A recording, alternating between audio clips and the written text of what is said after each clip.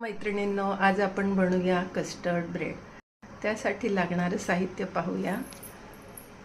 अर्धा लिटर दूध, 50 ग्रॅम साखर, काजू पिस्त्याचे काप, ब्रेड, कस्टर्ड पावडर 2 चमचे, चांगलं तूप ब्रेड तळण्यासाठी आणि केशर.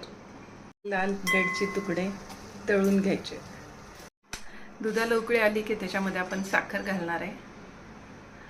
साखर छान मिक्स करून घ्यायची.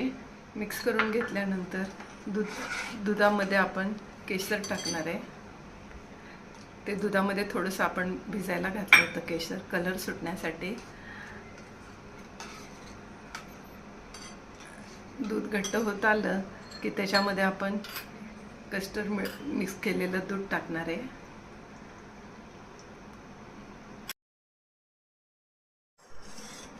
दूध आता घट्ट होत आलेलं आहे आपलं. आता आपण ते ह्या शाही तुकड्यांवर टाकणार आहोत.